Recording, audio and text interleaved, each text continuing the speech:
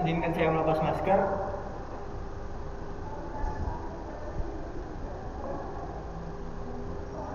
Selamat siang menjelang sore. Shalom. Assalamualaikum warahmatullahi wabarakatuh. Salam sejuk Karene Malempang, Adit Katalino, Bacurmen Kasurga, Basingat Kajuwata. Arus. Baik, pertama-tama saya ucapkan terima kasih kepada Bapak DRS Tampung N. Saman, MLIP, sebagai dosen pembimbing lapangan kami. Dan juga kami tidak lupa berterima kasih kepada Bapak Seiko selaku Kepala Desa, serta Bapak Supianika Raguna sebagai Sekretaris Desa, dan juga yang saya ketahui Bapak Eka Wahyu sebagai aparatur desa. Terima kasih. Di sini kita akan mengadakan kegiatan pemaparan materi program kerja yang akan dilaksanakan nantinya di Desa Lungkulayang. Dan sedikit penjelasan dari saya mengenai program kerja kami, yaitu ada 6. Yang pertama mengenai pencegahan COVID-19, dan kedua penanganan pencegahan karhutla, yang ketiga ada profil dan website desa, yang keempat ada pengembangan pangan, lalu yang kelima yaitu pengembangan pendidikan anak usia dini atau disingkat PAUD, dan yang keenam yang terakhir yaitu pengembangan BUMDes, badan usaha milik desa yang ada di desa itu, yang nantinya bakal kita kembangkan. Baiklah, demikian pembuka dari kata sambutan dari saya selaku ketua kelompok. Terima kasih. Saya serahkan kembali kepada pembawa acara. Terima kasih.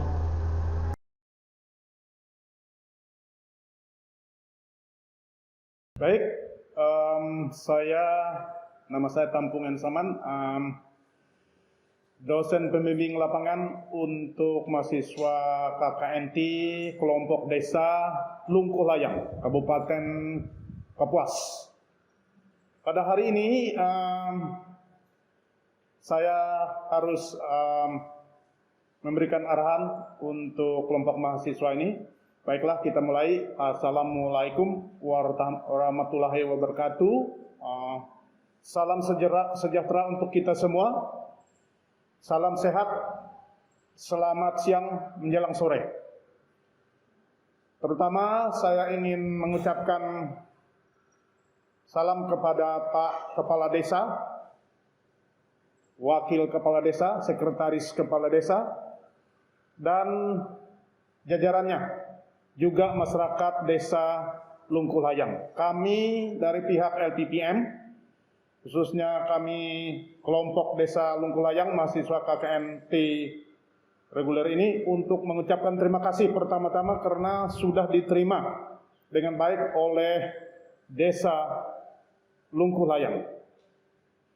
Kami sangat bersyukur karena kami bisa melaksanakan KKN ini walaupun melalui daring karena kondisi situasi COVID-19 yang harus kita laksanakan dengan protokol kesehatan yang ketat. Baik, Bapak-bapak, Ibu-ibu Kepala Desa, aparatur desa, masyarakat Desa Lungkulayang, dan juga adik-adik mahasiswa yang saya sayangi.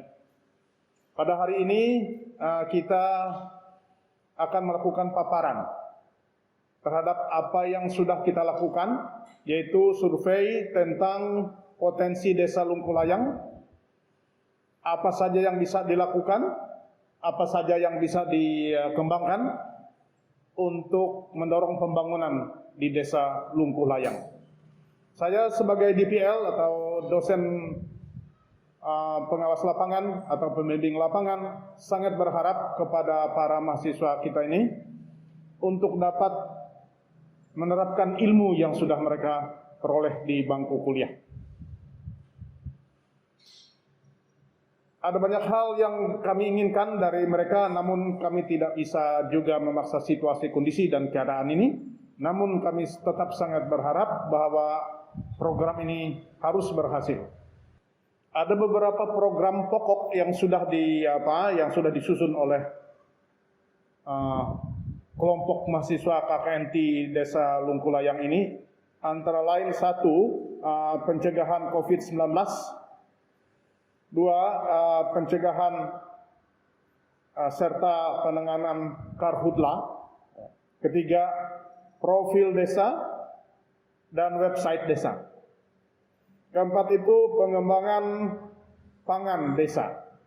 Dan kelima, pendidikan anak usia dini atau pengembangan pendidikan anak usia dini.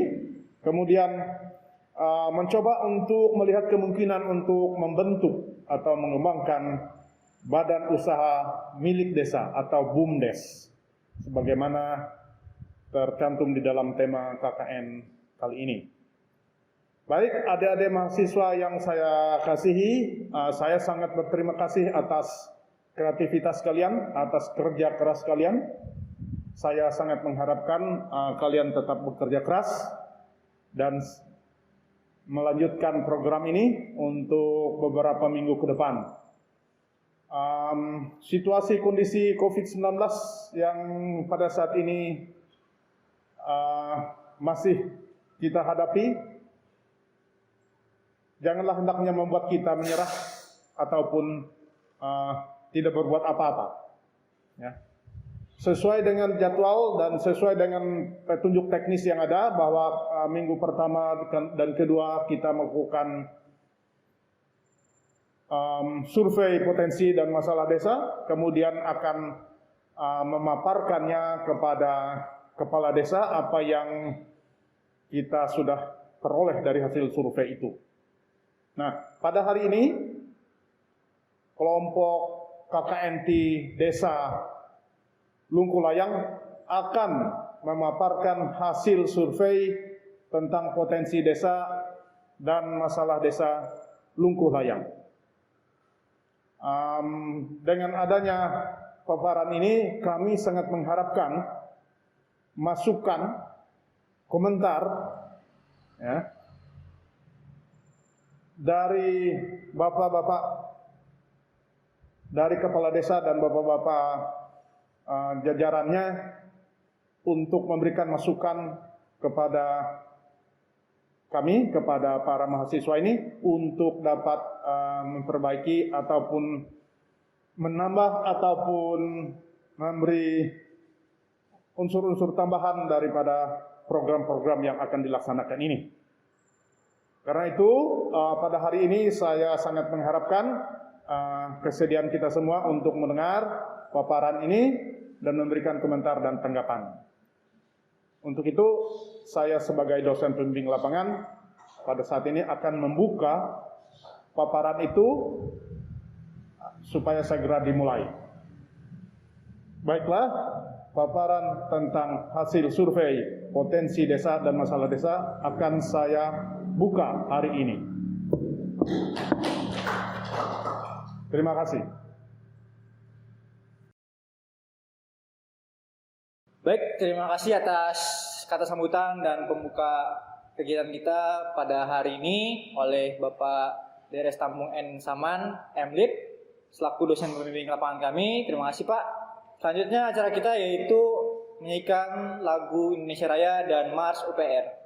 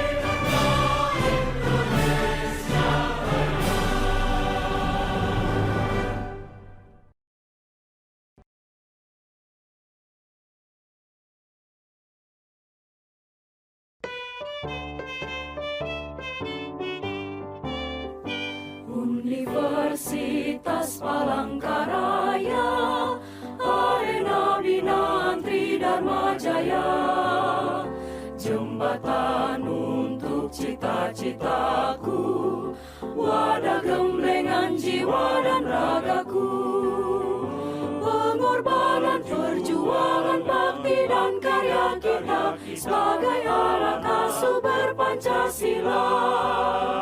Ku berjanji akan menjunjungmu sepanjang masa. Doa kami UPR Jaya Raya.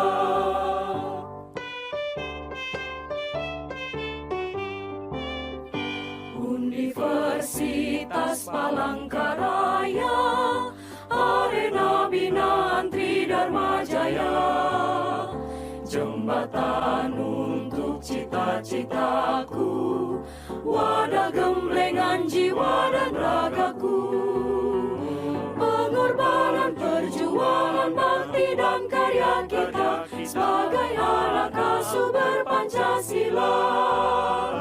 Ku berjanji akan menjunjungmu sepanjang masa. Doa kami UPR Jaya Raya.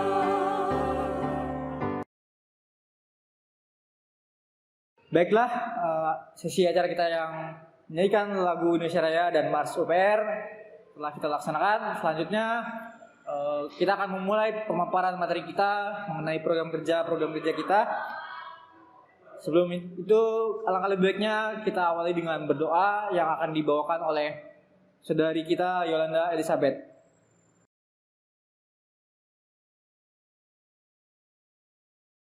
Baik, sebelum kita masuki pemaparan materi kita, marilah kita bersatu di dalam doa. Saya akan memimpin dengan agama Kristen.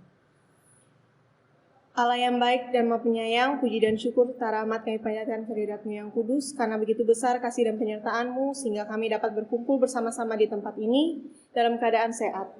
Ya Tuhan, pada saat ini kami ingin menyerahkan seluruh rangkaian acara ini, berkati dan sertailah acara pemaparan ini dari awal, pertengahan, hingga berakhirnya nanti. Tutup bungkus kami dengan kuasa kasih penyertaan-Mu, dan biarkanlah acara ini berlangsung dengan baik, seturut dengan kehendak-Mu. Kami serahkan seluruh doa dan permohonan kami ke dalam tangan-Mu, Tuhan dan Juru Selamat kami. Haleluya. Amin.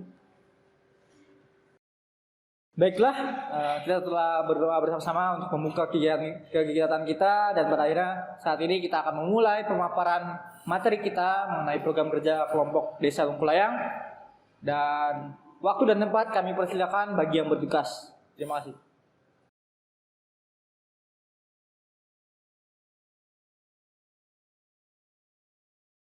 Selamat siang, perkenalkan kami dari kelompok KKNT periode 2 Desa Lungkulayang Universitas Palangkaraya.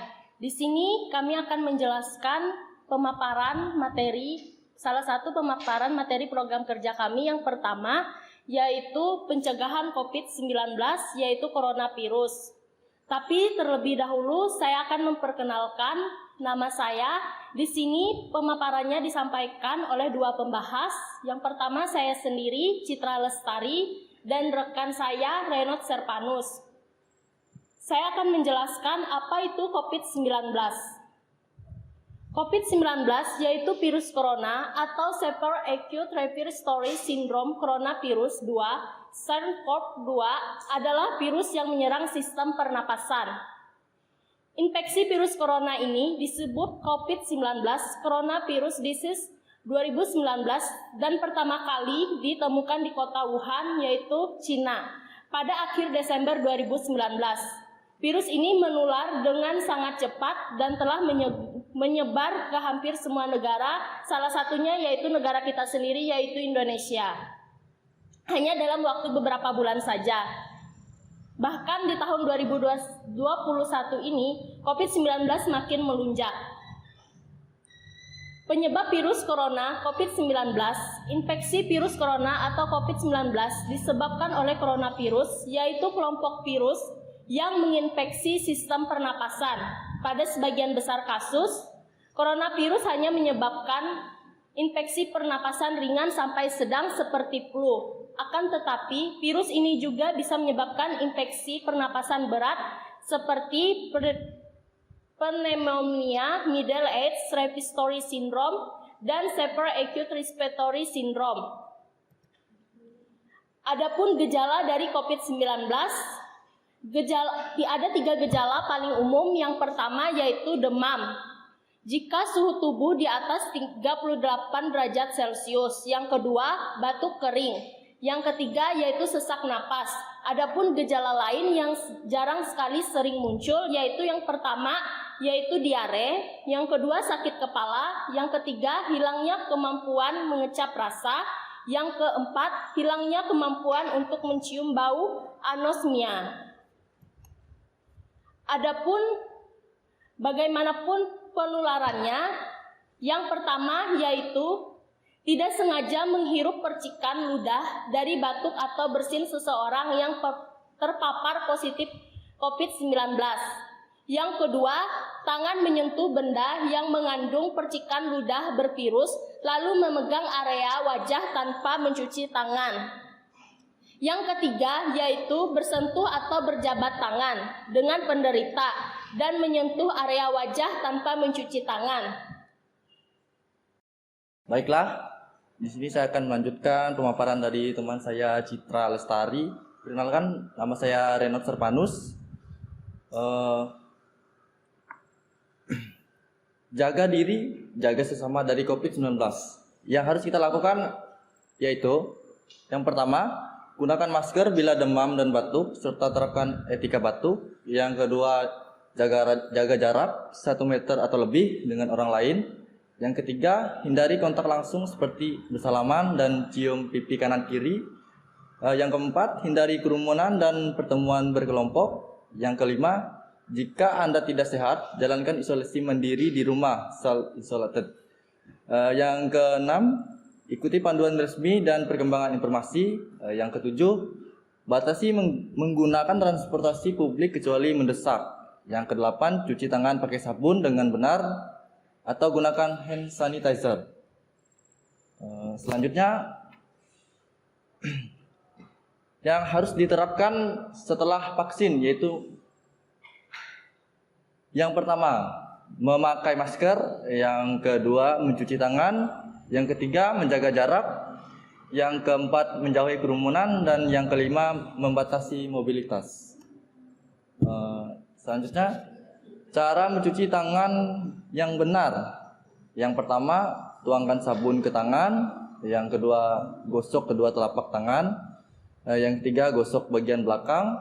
Yang keempat, gesekkan sela-sela jari. Yang kelima, bilas sabun hingga bersih. Dan yang keenam, keringkan tangan. Baiklah, mungkin sekian pemaparan dari kelompok kami. Terima kasih.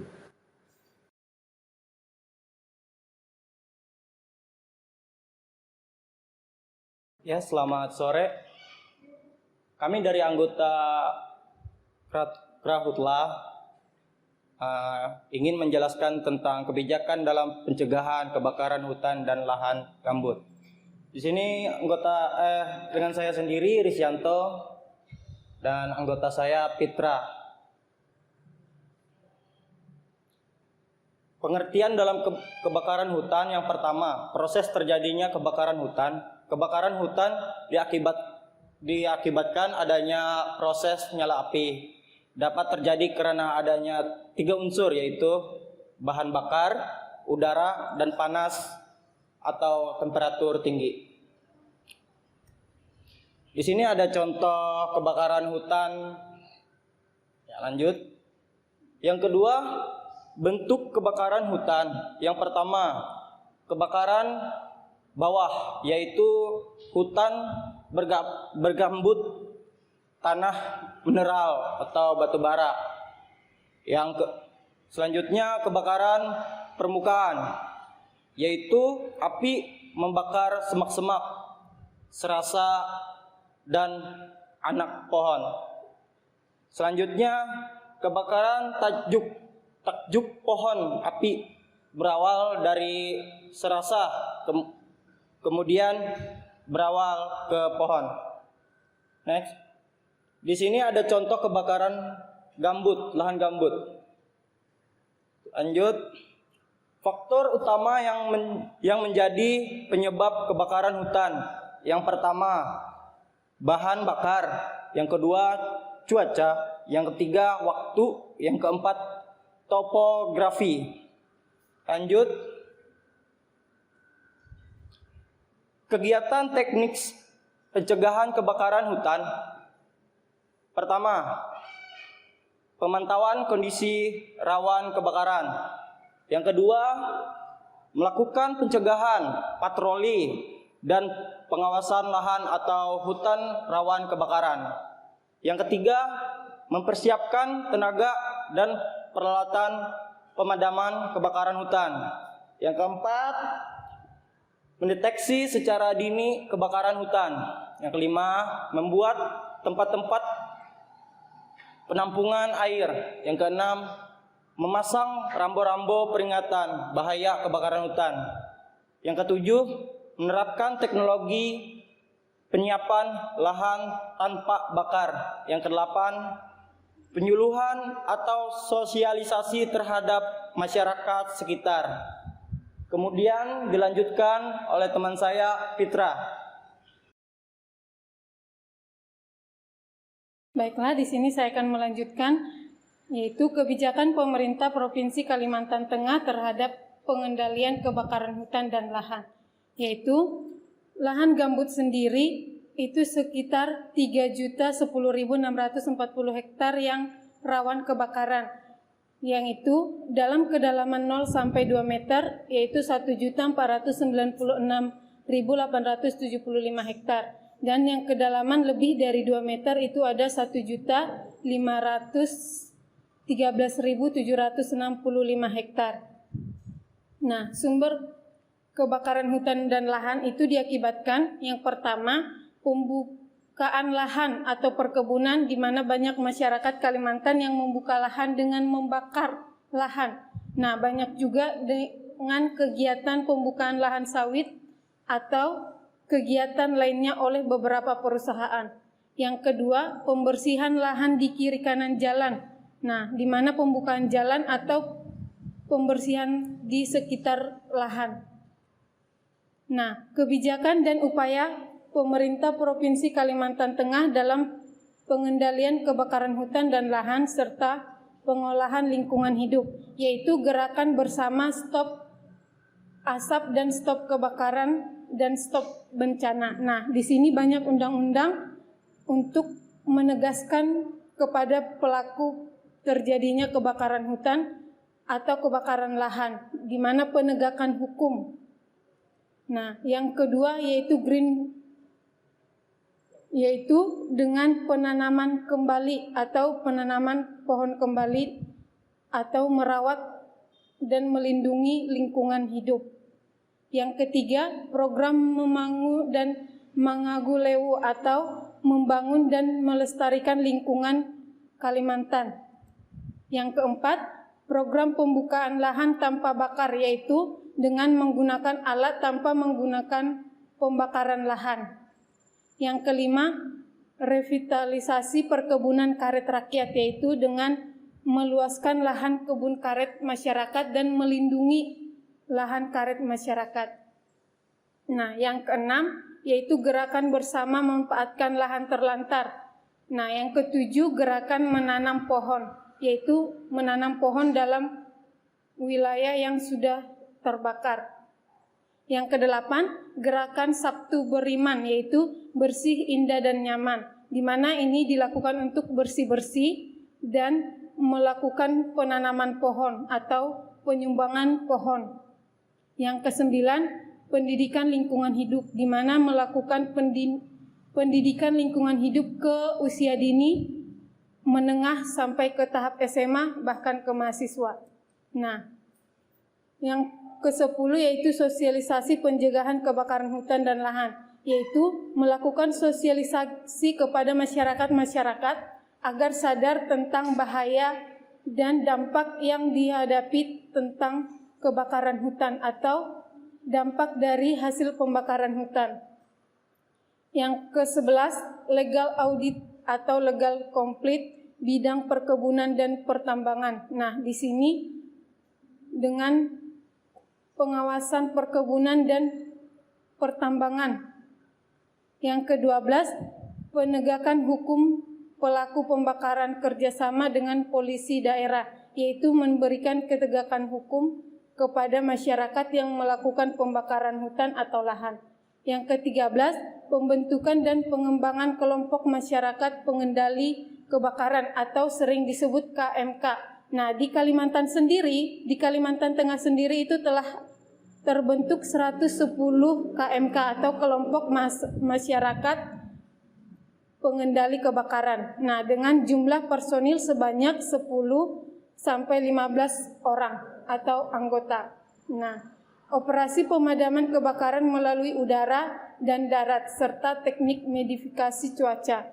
Nah, TNI, Polri, Satuan Brigade Pemadam Kebakaran, dan BNP, BBPT, serta kelompok masyarakat yang menggerakkan pemadaman kebakaran. Nah, program pengendalian kebakaran hutan dan lahan pada tahun 2010 yaitu manfaatkan lahan terlantar, yaitu lahan samping, kiri, kanan, dan lahan-lahan yang rawan kebakaran.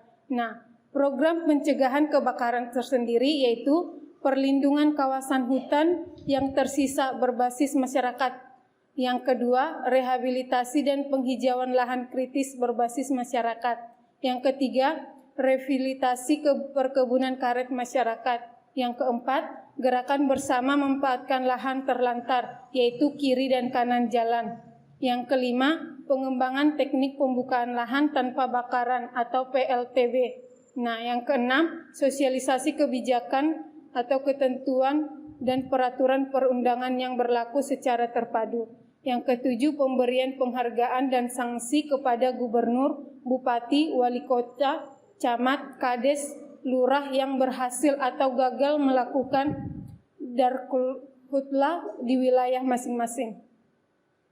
Nah, program penanggulangannya yaitu 1. Pembentukan dan penguatan Satuan Tugas Pemadam Kebakaran Hutan dan Lahan atau Satgas Desa. Yang kedua, pengadaan peralatan dan biaya operasi Satgas dan Karhutla kecamatan, kabupaten, kota, dan provinsi.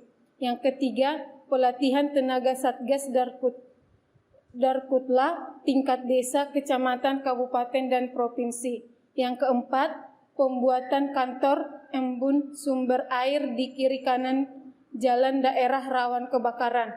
Yang kelima, operasi penegakan hukum terhadap pelaku kebakaran hutan dan lahan. Baiklah, sekian presentasi dari kami tentang Karhutla. Selanjutnya akan dilanjutkan oleh teman saya untuk materi ketiga.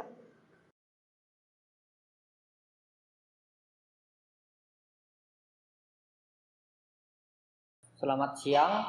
Baik, di sini kami dari Divisi Profil dan Website Desa ingin memaparkan program kerja yang ingin kami kerjakan nantinya. Di sini kami beranggotakan ada 2 orang, yaitu ada saya sendiri, Ade Damara Gonggoli, dan rekan saya satunya Abdul Rashid.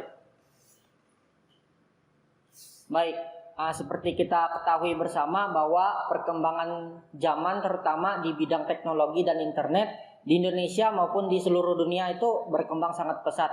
Oleh karena itu, kita perlu mengetahui apa sih pengertian internet dan website desa. Nah, di sini kami ada mencatat pengertian dari internet. Internet itu adalah sebuah jaringan komputer yang terhubung satu sama lainnya untuk keperluan komunikasi dan informasi yang berupa suara, gambar, video, dan juga teks di seluruh dunia. Nah, kemudian pengertian website itu sendiri adalah website atau situs web. Itu adalah halaman yang memuat tentang berbagai informasi agar dapat dibaca dan dilihat oleh pengguna internet melalui mesin pencari. Nah, setelah kita mengetahui pengertian tersebut, kita harus tahu juga apa sih isi dari website desa itu nantinya. Di sini kami ada merangkum beberapa poin-poin, yaitu pertama, profil desa, yaitu yang mencakup sejarah singkat desa, letak, kondisi geografis, dan sosial. Kemudian ada potensi desa, yaitu yang mencakup dari pertanian, industri, pariwisata, dan sebagainya. Kemudian ada berita-berita seputar desa. hasil bumi dan produk desa, keputusan, peraturan-peraturan dan kebijakan desa. Kemudian ada program atau proyek atau kegiatan desa yang akan dikerjakan nantinya. Kemudian ada pengelolaan keuangan desa. Kemudian ada agenda desa, prosedur layanan masyarakat, dan memori kegiatan dari desa itu sendiri. Kemudian siapa sih yang mengelola website itu nantinya? Website desa ini nanti akan dikelola oleh pemerintah desa itu sendiri dan akan dibantu oleh masyarakat dan melibatkan masyarakat. Nah, kemudian bagaimana sih menjaga kelangsungan hidup website agar tetap berjalan seiring dengan yang waktu? Yang pertama adalah kita perlu menjaga kelangsungan hidup dengan diperlukan petugas atau sebuah tim yang menangani website desa tersebut. Jadi sebelum kita membentuk websitenya, kita harus membentuk sebuah tim yang akan menjaga keberlangsungan website ini. Kemudian poin yang kedua yaitu untuk itu perlu ditunjuk petugas atau tim pengelola itu tadi yang sehari-harinya akan bertanggung jawab dalam pengelolaan dan menjaga website tetap dinamis atau terus update setiap harinya. Kemudian sebagai media informasi, komunikasi, dan transaksi masyarakat dan pemerintahan desa. Terus setelah itu kita harus mengetahui juga tugas fungsi pengelola website. Apa sih tugas pengelola website tadi? Yaitu pertama adalah mengelola data atau informasi menjadi kemasan yang menarik dan bernilai informasi sehingga masyarakat itu nanti akan tertarik untuk membacanya. Kemudian yang kedua, merencanakan dan menyusun jadwal kegiatan pengelolaan website. Yang ketiga, mengumpulkan dan mencari atau menerima data, informasi, berita untuk isi website. Kemudian memverifikasi data atau informasi atau berita yang masuk untuk dilihat untuk apakah informasi ini layak untuk ditayangkan begitu. Kemudian memasukkan atau memposting data ke website desa. Kemudian manfaat website itu sendiri bagi desa apa sih? Nah, ada beberapa poin, yaitu yang pertama, meningkatkan kualitas pelayanan publik dalam urusan administrasi kependudukan. Yang kedua, membantu proses perencanaan pembangunan di tingkat desa. Yang ketiga, sarana promosi potensi sumber daya alam, sumber daya manusia, sosial budaya, dan ekonomi desa. Kemudian, sebagai ketersediaan data informasi dan dokumentasi secara lengkap dan tertata secara mudah agar mudah ditemukan begitu. Kemudian warga desa itu dapat memantau program pembangunan desa yang sedang berjalan. Kemudian membantu mempercepat pihak-pihak terkait yang membutuhkan data-data informasi terkait desa itu sendiri. Kemudian kenapa sih harus ada website di desa? Ada 4 poin penting yang kami rangkum di sini. Yang pertama adalah karena tuntutan regulasi menurut PS 3 Undang-Undang 14 nomor 2008. Kemudian dalam Peraturan Presiden Perpres nomor 3 tahun 2003. Kemudian ada Undang-Undang nomor 25 tahun 2009. Dan juga ada tuntutan perkembangan zaman yang terjadi di seluruh dunia. Oleh sebab itu penting untuk kita harus menyediakan website itu sendiri bagi desa. Baik, akan saya teruskan ke rekan saya Abdul Rasid. Ya, kali ini saya akan melanjutkan pemaparan dari teman saya Dede Mara.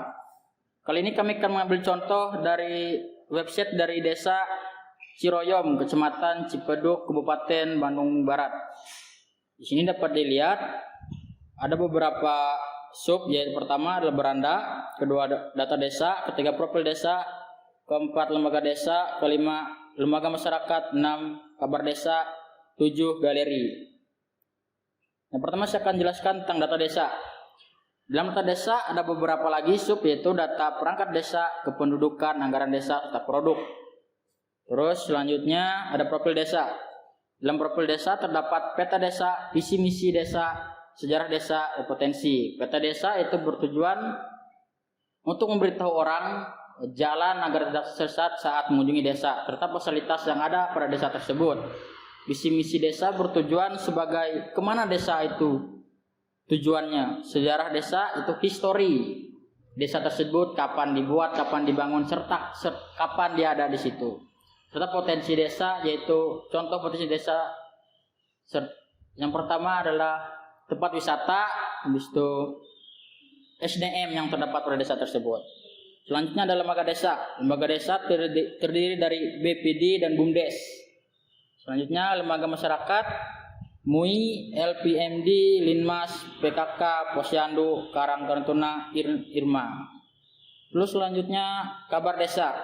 Kabar desa ada beberapa sub, yaitu lingkungan, pemerintah, penggunaan dana desa, produk desa, tokoh masyarakat, seni dan kebudayaan. Selanjutnya galeri. Nah, dalam galeri ini terdapat foto-foto aktivitas serta program seperti gotong royong dan dilakukan oleh desa. Terus ini contoh peta desa. Dalam peta desa terdapat keterangan serta lembaga yang menunjukkan desa tersebut serta kontur-kontur tinggi tanah yang diperlukan. Terus selanjutnya ini adalah contoh logo desa yang kami ambil dari Tumbang Menyangan. Terus ini proker selanjutnya yaitu pembuatan pelang nama jalan agar orang tidak tersesat dan tahu nama jalan tersebut arahnya kemana. Kesimpulan, divisi website dan profil desa terdiri dari 4 proker. Yang pertama website desa, yang kedua peta desa, yang ketiga logo desa, yang keempat pembuatan pelang nama jalan. Sekian dan terima kasih dari kami.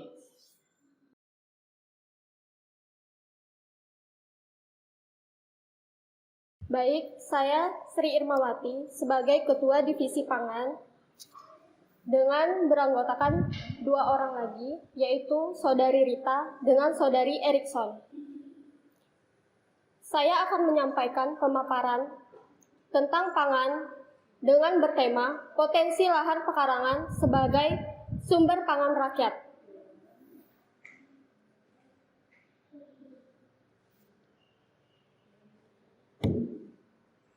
Pengertian ketahanan pangan. Penganeka-ragaman konsumsi pangan pada UU nomor 18 tahun 2012 tentang pangan pada pasal 60 yang berisikan pemerintah dan pemerintah daerah berkewajiban mewujudkan penganeka-ragaman konsumsi pangan untuk memenuhi kebutuhan gizi masyarakat dan mendukung hidup sehat, aktif, dan produktif.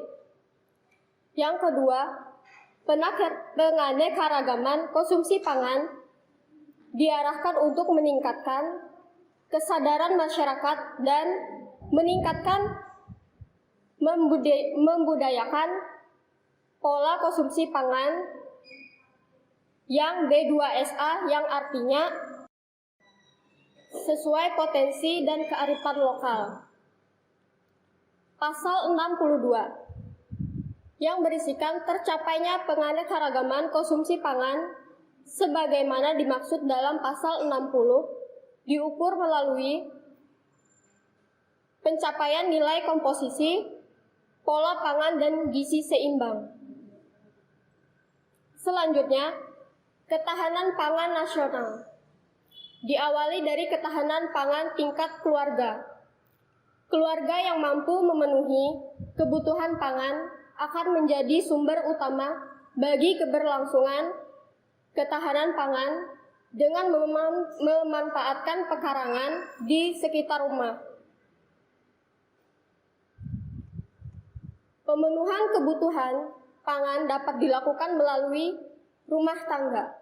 Salah satu upaya memenuhi kebutuhan pangan di rumah tangga dapat memanfaatkan pekarangan. Pekarangan adalah sebidang tanah yang terletak langsung di sekitar rumah dan jelas batas-batasnya. karena letaknya di sekitar rumah. Maka pekarangan merupakan lahan yang mudah diusahakan oleh seluruh anggota keluarga dengan memanfaatkan waktu luang yang tersedia. Selanjutnya fungsi lahan pekarangan. Yang pertama, menjadi sumber bahan pangan. Yang kedua, dapat ditanami sayur dan buah-buahan. Yang ketiga, dapat ditanami tanaman berkhasiat obat atau toga. Yang keempat, rempah, bumbu, dan wangi-wangian. Yang kelima, dapat menjadi sumber pendapatan keluarga. Yang keenam, menjadi sumber oksigen. Yang ketujuh, memiliki nilai keindahan atau estetika. Selanjutnya akan disampaikan oleh Saudari Rita.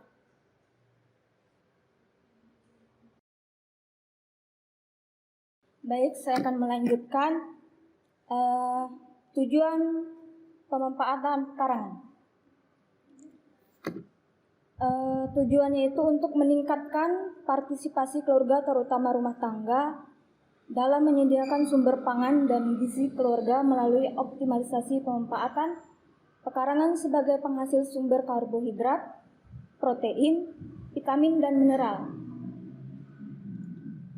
Sumber gizi keluarga dengan menanam berbagai jenis sayuran yang disukai keluarga, aneka ternak dan kolam untuk memelihara ikan yang dapat dipanen atau dipetik setiap saat.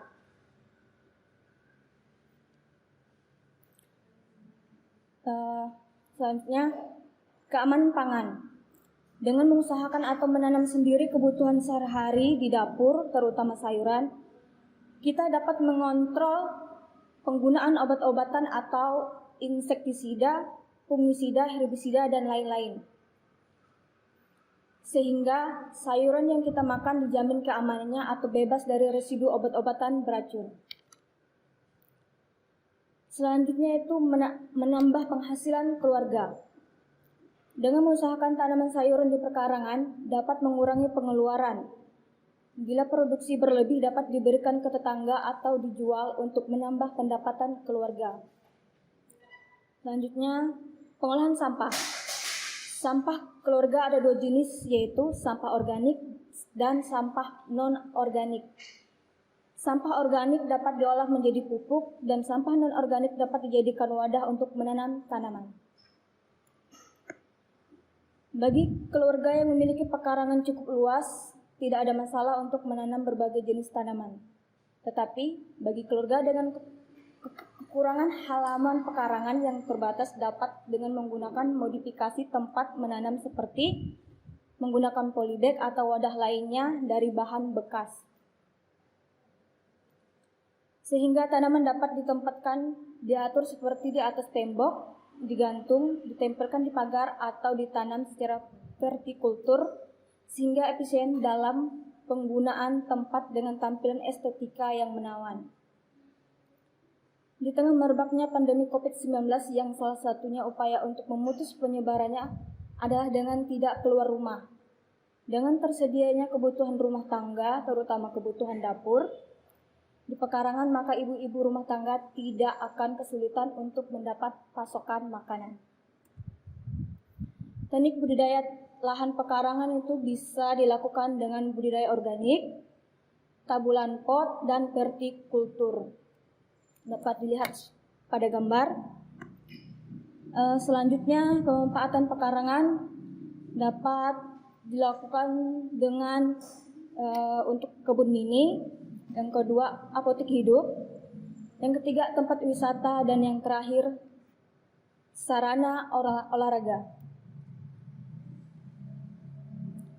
Selanjutnya, pekarangan sebagai kebun mini. Pekarangan sebagai kebun mini dapat dimanfaatkan untuk tanaman jangka panjang dan jangka pendek. Yang pertama, tanaman jangka panjang itu berupa buah-buahan seperti mangga, alpukat, kalengkeng, atau tanaman buah-buahan lainnya. Yang kedua, yaitu tanaman jangka pendek berupa sayur-sayuran seperti bayam, kangkung, sawi, selada, pare, dan lain-lain. Yang ketiga itu seperti tanaman hias, misalnya bunga-bungaan dan tanaman penyejuk lainnya. Yang selanjutnya itu pekarangan sebagai apotek hidup. Apotek hidup yang dimaksud adalah tanaman obat-obatan yang bermanfaat untuk kesehatan seperti serai, jahe, kunyit, lada, merica, bawang, seledri, dan tanaman herbal lainnya yang berfungsi untuk kesehatan dan gizi keluarga. Baiklah, selanjutnya akan dilanjutkan oleh rekan kami, Bang Erikson. Baiklah, saya akan melanjutkan tentang pengembangan pangan desa, yaitu pekarangan sebagai tempat wisata. Pekarangan dapat dimanfaatkan sebagai taman sesuai selera, tempat kolam renang, tempat kolam ikan, bila pekarangan cukup luas, taman bunga, dan dapat didirikan gazebo atau rumah santai, dan dapat dimanfaatkan menjadi taman bermain anak-anak dan sebagainya. Selanjutnya, pekarangan sebagai sarana olahraga. Ada 4 poin. Yang pertama, pekarangan perlu penataan yang rapi dan indah, perlu pemikiran dan tenaga. Yang kedua, banyak tanaman yang memerlukan penyiraman, menyebabkan tenaga bergerak. Yang ketiga, banyak tanaman dan luas halaman perlu pemeliharaan dan pembersihan, memerlukan gerak badan. Dan yang terakhir, di pekarangan juga dapat dibuat khusus untuk berolahraga. Ada beberapa jenis tanaman yang cocok untuk desa Lengkulayang. Terdapat seperti gambar berikut. Yang pertama ada cabai, yang kedua ada kangkung, ketiga ada bayam, keempat ada jeruk, kelima ada mangga, keenam ada pepaya, ketujuh sirsak, dan terakhir tanaman obat-obatan. Demikian tentang pengembangan pangan. Akhir kata kami ucapkan terima kasih.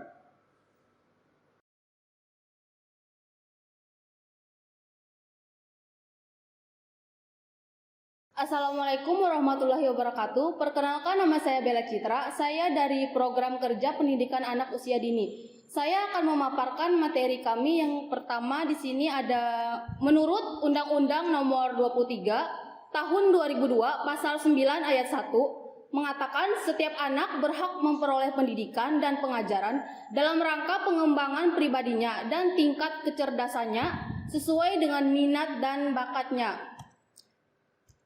Tujuan pendidikan anak usia dini. Yang pertama di sini ada menumbuh kembangkan pengetahuan, sikap dan keterampilan agar mampu menolong dirinya sendiri.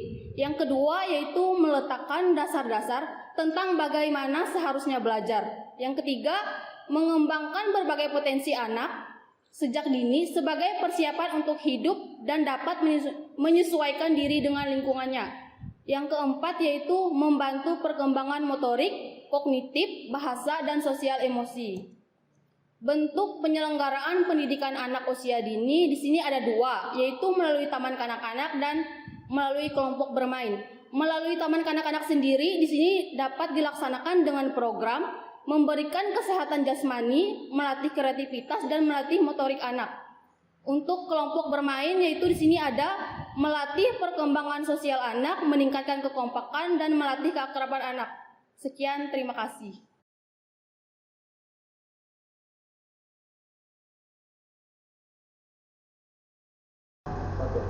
Selamat siang, perkenalkan nama saya Nur Hafifah. Saya akan menjelaskan program kerja kami Badan Usaha Milik Desa atau sering disingkat dengan BUMDes. Langsung saja kita jelaskan apa itu BUMDes atau Badan Usaha Milik Desa. Adalah usaha yang seluruh atau sebagian besar modalnya dimiliki oleh desa melalui penyertaan modal secara langsung yang berasal dari kekayaan desa yang mengelola aset jasa pelayanan dan usaha lainnya. Selanjutnya ada skema tata aturan BUMDes. Terus sumber pendanaan kita dapat lihat dari dana desa APBN, alokasi dana desa, APBD, dan PADES. Badan Usaha Istimewa. BUMDes bukan PT, bukan koperasi. 1. Pembentukan cukup perdes. 2. Kekuasaan tertinggi di tangan Musdes. 3. Kepemilikan minimal 60% pemerintah desa. Jiwa koperasinya badannya korporasi. Mengapa belum membentuk BUMDes? Belum mendirikan BUMDes. 1. Tidak tahu. 2. Tidak punya potensi. 3. Belum ada payung hukum. 4. Kesulitan SDM. 5. Trauma. Dan 6. Bingung. Selanjutnya, mulai dari masalah atau mulai dari potensi. Kunci suksesnya BUMDes adalah antara lain problems, peluangan, potensi, profit, social internship, benefit, leadership, managerial skill, kewenangan, dan pasar. Selanjutnya, jenis usaha BUMDes sukses. Ada 5 klaster usaha BUMDes, yaitu bisnis sosial. Bisnis sosial contohnya pengolahan sampah, air bersih, irigasi, listrik, dan desa. 2. Wisata desa. Wisata desa contohnya ada wisata budaya dan wisata alam. 3. Pengolahan. Pengolahan seperti pertanian, perkebunan, perikanan, dan lain-lain. 4. Ada jasa. Contohnya seperti jasa keuangan dan jasa non-keuangan. Selanjutnya, pasar desa. Bagaimana mengalihkan pengolahan pasar desa ke BUMDes? Apa manfaat nilai tambah yang ditawarkan BUMDes? 3. Apa yang dimainkan? 4. Apa yang bisa dikembangkan? Selanjutnya, desa Mart. Mengapa sebagian besar BUMDes belum berjalan dengan baik? Itu dikarenakan 1. Motivasi dan koordinasi di antara pengambilan kebijakan di desa terhadap berdirinya BUMDes masih beragam. 2. Ide usaha yang tidak layak atau skala ekonominya yang kecil. 3. Kapasitas internship, leadership, dan manajemen skill yang rendah. 4. Belum adanya program pendampingan yang berkelanjutan. Selanjutnya, problematika BUMDes. Mengapa sebagian besar BUMDes tidak jalan? Motivasi mendirikan BUMDes. Baiklah, saya akan melanjutkan. Yang pertama ada motivasi mendirikan BUMDes. Korsif. Apakah BUMDes berdiri untuk memenuhi aturan? Kedua, apakah BUMDes berdiri untuk mendapatkan dana desa? Kedua, ada normatif. Apakah BUMDes berdiri untuk menyelesaikan satu masalah atau memenuhi kebutuhan yang belum terpenuhi? Yang kedua, apakah BUMDes sendiri mengolah potensi yang belum dikelola atau diolah pihak lain? Dan yang ketiga ada mimetik. Apakah BUMDes berdiri karena ikut-ikutan? Baiklah, selanjutnya di sini ada foto. Mana yang lebih laku?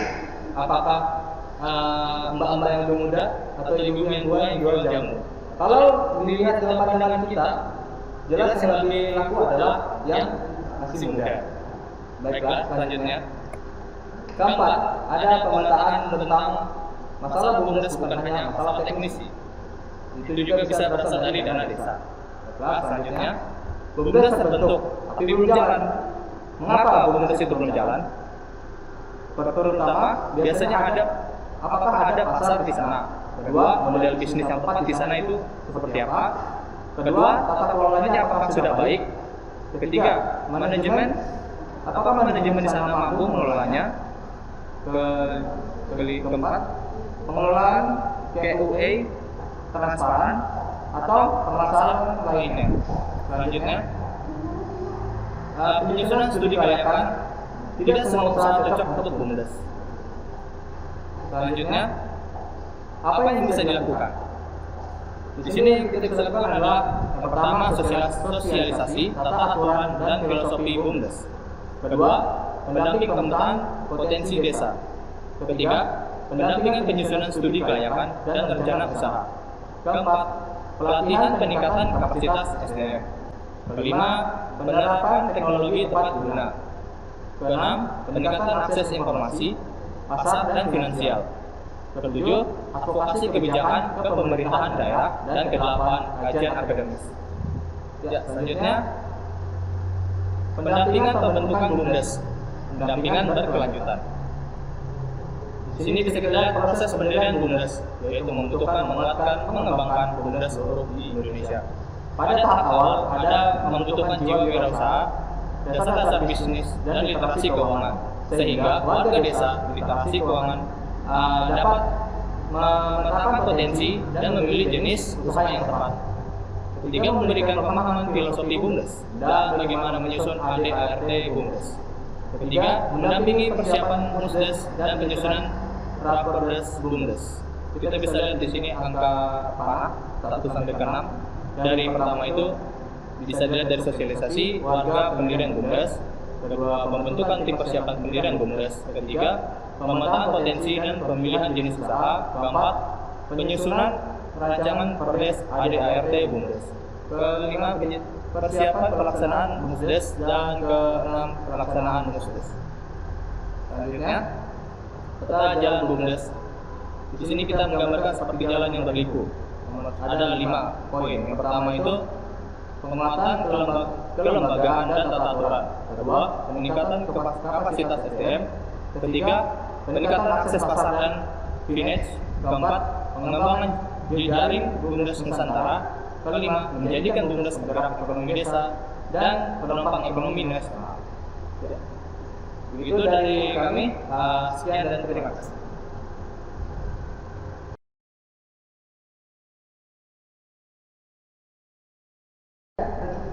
Baiklah, demikian pemaparan materi kita tentang program kerja KKN Desa Lungkulayang.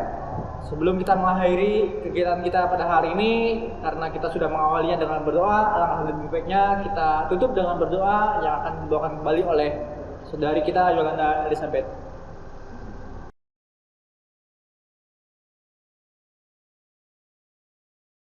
Baik, kita tutup acara pemaparan kita pada siang hari ini. Marilah kita bersatu di dalam doa. Allah yang Maha Baik dan Penyayang, yang kami kenal melalui anak-Mu, Tuhan Yesus Kristus, kembali lagi kami ingin mengangkat seru dan doa permohonan kami kepadamu. Terima kasih atas segala penyertaan-Mu ya Tuhan, sehingga seluruh acara pemaparan ini dapat berlangsung dengan baik. Ya Tuhan, kami ingin menyerahkan segala harapan dan rencana kami dalam bentuk pengabdian kami kepada masyarakat, khususnya bagi masyarakat Desa Lungkulayang. Ya Tuhan, berikan kami semua yang terlibat dalam program ini, baik dosen pembimbing, mahasiswa kelompok, dan masyarakat desa yang terkait, berupa kesehatan, kekuatan yang hanya datang daripada-Mu. Walaupun program kami terhalang oleh pandemi, tapi kami yakin dan percaya bahwa Tuhan dapat membimbing kami sehingga segala program kami dapat berjalan dengan baik. Ya Tuhan, inilah doa dan permohonan kami yang kami landaskan dengan nama anak-Mu, Tuhan dan Juru Selamat kami. Amin.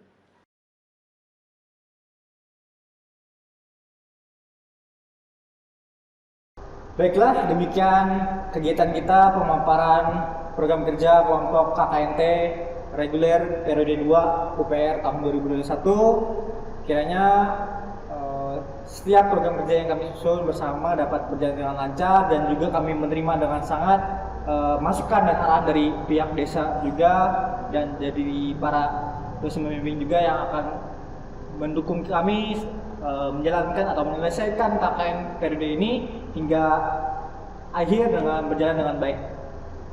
Baiklah, akhir kata kami mohon maaf apabila ada salah kata ataupun yang kurang berkenan bagi bapak-bapak dan ibu-ibu sekalian. Kami ucapkan mohon maaf dan terima kasih. Sampai berjumpa kembali di waktu yang akan datang.